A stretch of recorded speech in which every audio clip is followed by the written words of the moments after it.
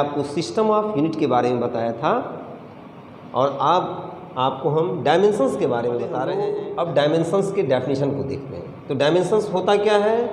Dimensions is a power. क्या होता है? पावर होती है। आप चाहें इसको लिख लीजिए, dimensions is a power which raised on fundamental units और fundamental quantities for defining any physical quantities. किसी भी फिजिकल क्वांटिटी को व्यक्त करने के लिए फंडामेंटल जो हमने देखा है 7 जो फंडामेंटल क्वांटिटीज और यूनिट थे, तो उन 7 फंडामेंटल क्वांटिटीज और यूनिट पे चढ़ा हुआ जो पावर होता है उस पावर को हम क्या कहते हैं? डायमेंशंस कहते हैं। डेफिनेशन को बहुत ध्यान से समझना है कि dimensions is a power. Dimensions क्या है? एक पावर होती है। कैसा पावर होती है? तो which raised on fundamental unit for defining any physical quantities. तब आप देखिए, जैसे वॉल्यूम, एग्जाम्पल के रूप में हम वॉल्यूम को लेते हैं। वॉल्यूम क्या होता है? Length into breadth into height. अब देखिए इसका डायमेंशनल फार्मूला, बच्चों इसको ध्यान देना है क्योंकि डायमेंशनल फार्मूला को ही लोग डायमेंशंस बोल देते हैं, वो 100% गलत हो जाता है। कंपटीशन में छोटे मोटे जो कंपटीशन्स होते हैं उसमें ऑब्जेक्टिव भी इस टाइप के आते हैं, तो आप ध्यान दीजिएगा इन चीज़ों को। अब हम वॉल्यूम का डायमेंशनल फार्मूला लिख रहे हैं। Dimensional formula of volume. तो वॉल्यूम का डायमेंशनल फार्मूला क्या होगा? लेंथ के लिए भी क्या होगा? L। ये ध्यान दीजिएगा, लेंथ को L से डिनोट करते हैं, मास को M से, टाइम को T से, टेम्परेचर को K से या थीटा से, ल्यूमिनस इंटेंसिटी को CD से। ये आपको बताते चलेंगे इसमें। लेंथ के लिए भी L, ब्रेथ के लिए भी L। क्यों? क्योंकि लेंथ का भी यूनिट मीटर है, ब्रेथ का भी यूनिट मीटर है और हाइट का भी मीटर है। तो लेंथ को L से, ब्रेथ को L से और हाइट को भी L से। हमारा क्या आ गया? L power 3। चाहे तो एक हम ब्रैकेट लगा दें, अच्छा लगता है। ये वॉल्यूम का डायमेंशनल फार्मूला L पावर 3 आया। यानी वॉल्यूम का डायमेंशंस कितना है? लेंथ के रिस्पेक्ट में 3 है। अगर कोई पूछे मास के रिस्पेक्ट में क्या है, तो हम चाहे तो इसको लिख सकते हैं m power 0, L power 3, T power 0। यानी कोई फर्क नहीं पड़ रहा है। यानी मास के रिस्पेक्ट में कितना है? 0। लेंथ के रिस्पेक्ट में कितना है? 3। टाइम के रिस्पेक्ट में कितना है? 0। क्यों? क्योंकि हम क्या बताएं डेफिनेशन कि dimensions is a power which raised on fundamental unit, यानी मास, लेंथ, टाइम फंडामेंटल क्वांटिटीज है या उसके यूनिट हैं मीटर, उस पर चढ़ा हुआ जो पावर है। देखिए मास पे चढ़ा हुआ पावर कितना है? 0। लेंथ पे चढ़ा हुआ पावर कितना है? 3। टाइम पे चढ़ा हुआ पावर कितना है? 0। तो वॉल्यूम का डायमेंशंस मास के रिस्पेक्ट में 0, लेंथ के रिस्पेक्ट में 3, टाइम के रिस्पेक्ट में 0। इसी तरह और देखिए आप, जैसे वेलोसिटी या स्पीड, कुछ भी बोलिए, यहाँ वेक्टर से मतलब नहीं है। क्या होता है? लेंथ यानी डिस्प्लेसमेंट अपॉन टाइम। डिस्प्लेसमेंट को यहाँ हम लेंथ लिख रहे हैं, लेंथ अपॉन टाइम। वेलोसिटी कहिए चाहे स्पीड कहिए, जो भी कहिए, दोनों के यूनिट सेम है, तो लेंथ अपॉन टाइम। अब देखिए लेंथ के लिए L, टाइम के लिए T। तो हमारा क्या आ गया डायमेंशनल फार्मूला? वेलोसिटी का डायमेंशनल फार्मूला कितना आया? L T power -1। यहाँ चाहे तो हम वो लिख सकते हैं। यानी वेलोसिटी का डायमेंशनल फार्मूला आया है L पावर 1 T पावर -1। यानी लेंथ के रिस्पेक्ट में अगर कोई कहे डिफाइन करो इसको by the method of dimensions, तो आप क्या बोलोगे? Velocity is a physical quantity of dimensions with respect to length 1 with respect to time -1। अब मास के रिस्पेक्ट में 0, टेम्परेचर के रिस्पेक्ट में कोई कहे 0, आप बढ़ा के लिख सकते हो m पावर 0, थीटा पावर 0। इसी तरह देखिए एक्सलरेशन का, अगर एक्सलरेशन का पूछा जाए तो क्या हो जाएगा? एक्सलरेशन क्या होता है? तो वेलोसिटी अपॉन टाइम। अब वेलोसिटी का आप निकाल चुके हो L⁻⁻1। देखिए बार बार हम डायमेंशनल फार्मूला नहीं लिखेंगे, आपको हम कॉन्सेप्शन क्लियर कर दिए हैं। टाइम का क्या होगा t, क्या आ गया इसका डायमेंशनल फार्मूला L⁻⁻2। यूनिट भी होता है मीटर, हम डायमेंशंस देख करके यूनिट लिख सकते हैं, मीटर पर सेकेंड स्क्वायर। तो एक्सेलरेशन का डायमेंशनल फार्मूला क्या आया L⁻⁻2। कोई पूछे डायमेंशंस क्या होगा, तो डेफिनेशन आपको फिर से रिवाइज कर रहे हैं। डायमेंशंस इज ए पावर, तो लेंथ पे पावर कितना है 1, टाइम पे पावर कितना है -2। तो acceleration is a physical quantity of dimensions with respect to length 1 with respect to time -2। इसी तरह आप देखिए फोर्स का कोई आपसे पूछ दे, फोर्स का क्या हो जाएगा, तो आप निकाल लोगे मास इनटू एक्सेलरेशन। अब मास के लिए m, एक्सेलरेशन के लिए L⁻⁻2, फोर्स का क्या आ गया mL⁻⁻2। यानी फोर्स का डायमेंशंस मास के रिस्पेक्ट में 1 है, लेंथ के रिस्पेक्ट में 1, टाइम के रिस्पेक्ट में -2। इस तरह आप निकालेंगे। इसके लिए आपको जो हम एक सीट प्रोवाइड करेंगे, उस सीट का जो है आप स्क्रीनशॉट ले लीजिएगा, आपको बहुत हेल्प करेगा। तरीका मैं आपको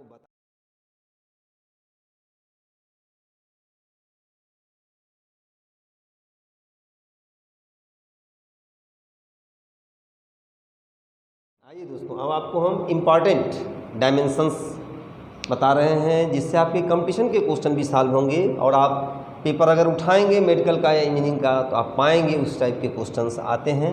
तो सबसे पहले हम देखते हैं किसके किसके सेम होते हैं, कौन कौन सा इम्पॉर्टेंट है। तो आप देखिए एनर्जी का, वर्क डन का, टॉर्क का, तीनों के सेम होते हैं डायमेंशंस। क्या होते हैं mL⁻2T⁻², यानी डायमेंशनल फार्मूला तीनों के सेम होंगे। आपको हम निकाल के दिखा दे रहे हैं। कोई भी एनर्जी लीजिए, देखिए यूनिट अगर सेम है तो डायमेंशनल फार्मूला सेम होगा। कोई भी एनर्जी, काइनेटिक लीजिए, पोटेंशियल लीजिए, हाँ प्योर नंबर है, प्योर नंबर से हमको मतलब नहीं है, उसके डायमेंशंस नहीं होते हैं। अगर हम एनर्जी का डायमेंशनल फार्मूला लिखेंगे तो क्या लिखेंगे m इंटू वेलोसिटी का, वेलोसिटी का क्या होता है L⁻⁻1। तो क्या आ जाएगा mL⁻2, पावर से मल्टीप्लाई हो जाएगा T⁻², पावर से पावर का सीधे मल्टीप्लाई होता है। वर्क डन शॉर्ट में हम लिख दे रहे हैं। वर्क डन क्या होता है, तो force into displacement, force into, अब देखिए वर्क डन का डायमेंशनल फार्मूला क्या आ जाएगा, तो फोर्स का आप लिखोगे जो कि हम निकाल चुके हैं mL⁻⁻2 इंटू डिस्प्लेसमेंट यानी मीटर, L हो गया, क्या आया mL⁻2T⁻²। तो आप देखिए जो एनर्जी का है वही वर्क डन का है। हम टॉर्क की बात करेंगे तो टॉर्क क्या होता है, लीनियर मोशन में जो काम फोर्स करता है, एंगुलर मोशन में वही काम टॉर्क करता है। तो टॉर्क होता क्या है, force multiplied by perpendicular distance from the line of action of force to the rotational point. यहाँ इतना लंबा हम नहीं लिखेंगे, आपको हम इस टॉर्क की विस्तृत से चर्चा करेंगे जब आगे आएगा फिजिक्स में। आप समझिए टॉर्क होता क्या है, फोर्स इनटू डिस्टेंस यानी लेंथ। क्या आ जाएगा डायमेंशनल फार्मूला, फोर्स का क्या होता है mL⁻⁻2, डिस्टेंस का क्या हो जाएगा L, तो क्या आ गया mL⁻2T⁻²। तो देखिए एक साथ आपका 3 तैयार भी हो जा रहा है और कंपटीशन के लिए भी हो जा रहा है कि किसके किसके सेम होंगे। कंपटीशन में पूछे जाते इस टाइप के क्वेश्चन की dimensional formula of energy same as that of, वहाँ दिया रहेगा torque, power, pressure, none of this. तो आपको अगर ये पता रहेगा तो आप निशान मार ले जाएंगे। ये तीनों के सेम होते हैं। इसी तरह आप देखिए प्रेशर का, स्ट्रेस का, इसमें पूरा फिजिक्स आएगा, आप घबराइएगा मत। जैसे जैसे हम चैप्टर आगे बढ़ेंगे आपके सामने सब फार्मूला आता जाएगा और अगर आपको प्रोसेस सब पता है तो आप डायमेंशनल फार्मूला निकालते चले जाओगे। तो प्रेशर का क्या होता है? Pressure stress modulus of elasticity, modulus of elasticity, इन तीनों के सेम होते हैं। और क्या होते हैं? देखिए ml -1 t -2, ये हम आपको लिख भी दे रहे हैं, आपको भी याद होना चाहिए और निकाल के भी दिखा दे रहे हैं। जैसे हमको प्रेशर का करना है तो प्रेशर क्या होता है? External force upon area, external force upon area. तो फोर्स चाहे एक्सटर्नल हो चाहे इंटरनल हो, उसके यूनिट सेम होते हैं। क्या आ जाएगा डायमेंशनल फार्मूला? फोर्स के लिए ml t पावर -2, एरिया के लिए L पावर 2, क्या आ गया? ml -1 t -2, नीचे L पावर 2 है, ऊपर L पावर 1 है, बेस सेम है, पावर सब्ट्रैक्ट हो जाएगा 1 - 2, दैट इज ml -1 t -2। इसी तरह देखिए आप मॉडुलस ऑफ इलास्टिसिटी आप पढ़ोगे तो क्या होता है मॉडुलस ऑफ इलास्टिसिटी का? Modulus of elasticity, modulus of elasticity क्या होता है? तो स्ट्रेस अपॉन स्ट्रेन। आप स्ट्रेस का आपने निकाला है ml -1 t -2, आप पढ़ोगे आगे स्ट्रेन आएगा। Differential change in the shape of the object is called strain. Strain का कोई डायमेंशनल फार्मूला नहीं होता। Longitudinal strain change in length upon initial length, वो कट जाता है, जीरो हो जाता है स्ट्रेन का डायमेंशंस। तो स्ट्रेन के लिए हम लिख सकते हैं, जब इसका डायमेंशनल फार्मूला डायमेंशंस जीरो है तो डायमेंशनल फार्मूला क्या आ जाएगा? m power 0 L power 0 t power 0, यानी क्या आ गया? ml -1 t -2। आपको घबराना नहीं है, डायमेंशंस में पूरे फिजिक्स के फिजिकल क्वांटिटीज़ आएंगे, जो जैसे जैसे हमारा चैप्टर आगे बढ़ेगा हम फार्मूला की ओर बढ़ते चले जाएंगे और नए नई चीज़ों का डायमेंशन हम निकालते चले जाएंगे। यहाँ हमारी मजबूरी है ये बताना किसके किसके सेम होते हैं, क्योंकि कंपटीशन में पूछे जाते हैं कि dimensional formula of pressure is same as that of, तो आपको पता होना चाहिए प्रेशर का वही होगा जो स्ट्रेस का होगा, जो मॉडुलस ऑफ इलास्टिसिटी का होगा। स्ट्रेस का अभी आपको नहीं पता है, स्ट्रेस देख लीजिए, स्ट्रेस पहले बताना चाहिए था, देख लीजिए स्ट्रेस। तो स्ट्रेस क्या होता है? जैसे pressure external force upon area होता है, स्ट्रेस होता है इंटरनल फोर्स अपॉन एरिया। क्या होता है? Internal force upon area. तो आप जान रहे हो इंटरनल फोर्स, चाहे फोर्स कोई भी रहे, तो ml t पावर -2, एरिया के लिए L पावर 2, तो क्या आ गया? ml power -1 t power -2। तो यही चीज़ यहाँ आप सेट कर दीजिए, स्ट्रेस अपॉन स्ट्रेन। तो तीनों के डायमेंशनल फार्मूला सेम है, जो प्रेशर का है वही स्ट्रेस का है, वही modulus of density. Energy density क्या होता है? हम इसको अलग से पहले समझ लें। Energy density, energy upon volume, energy upon volume. Energy का क्या होता है? ml पावर 2 t पावर -2, ये हम पीछे निकाल चुके हैं। वॉल्यूम का L पावर 3। तो एनर्जी डेंसिटी का हमारा क्या आ गया? ml power -1 t power -2। देखिए बड़ा इंपॉर्टेंट है एनर्जी डेंसिटी। आप कंपटीशन का पेपर उठाओगे आपको मिलेगा इलेक्ट्रिक फील्ड। जैसे हम लोग 12th में जब पढ़ते हैं तो सबसे पहले इलेक्ट्रोस्टैटिक्स आता है फिजिक्स का ब्रांच, तो वहाँ इलेक्ट्रिक फील्ड का एनर्जी डेंसिटी आएगा। उसके बाद मैग्नेट आएगा, उसमें मैग्नेटिक फील्ड का एनर्जी डेंसिटी आएगा। तो अभी आप तैयार कर लें, इलेक्ट्रिक फील्ड में एनर्जी डेंसिटी होता है 1/2 ε0 E²। यहाँ ε0 absolute permittivity of free space है और E जो है इलेक्ट्रिक फील्ड स्ट्रेंथ है, इंटेंसिटी ऑफ इलेक्ट्रिक फील्ड है। तो 1/2 से मतलब नहीं है। मैग्नेटिक फील्ड में होता है एनर्जी डेंसिटी B²/2 μ0, तो 2 से मतलब नहीं है, यानी B²/μ0। B intensity of magnetic field है, μ0 क्या चीज़ है? Absolute permittivity of free space. इसको हिंदी में निर्वात की चुंबकशीलता कहते हैं, इसको निर्वात की विद्युतशीलता बोलते हैं। ये इलेक्ट्रिक फील्ड का एनर्जी डेंसिटी है, मैग्नेटिक फील्ड का एनर्जी डेंसिटी है, यानी दोनों का सेम होगा। आपको एनर्जी डेंसिटी हम पहले से निकाल चुके हैं, यानी क्या होगा ml-1 T-2। आप कंपटीशन का पेपर उठाइए, आपको अक्सर मिलेगा, क्वेश्चंस है कि dimensional formula of epsilon naught E square will be B square by mu naught will be. तो अगर आपको पता है कि एनर्जी डेंसिटी है तो एनर्जी डेंसिटी का आप निकाल चुके हैं, आप निकाल देंगे। अन्यथा इसका यूनिट और इसको लिख करके निकालने में आपके गलत होने की भी संभावना है, टाइम भी किल होगा। हमारे पास टाइम नहीं है, टाइम को ध्यान रखते हुए करना है। यदि आप भूल भी जाते हैं, इतना भी आपको पता है कि एनर्जी डेंसिटी इलेक्ट्रिक फील्ड का है, मैग्नेटिक फील्ड का है, तो एनर्जी डेंसिटी का क्या होगा, तो energy per unit volume is called energy density. आप तत्काल निकाल सकते हो एनर्जी अपॉन वॉल्यूम, ठीक है। इसी तरह आप देखोगे जैसे वेलोसिटी, तो इलेक्ट्रोमैग्नेटिक फील्ड का जो वेलोसिटी होता है, इलेक्ट्रोमैग्नेटिक वेव जो होते हैं उसके वेलोसिटी हम लोग सी से डिनोट करते हैं। क्या होता है, strength of electric field upon strength of magnetic field. या आइंस्टीन ने उसको क्या बोला, 1/रूट में म्यू नॉट एप्सिलॉन नॉट।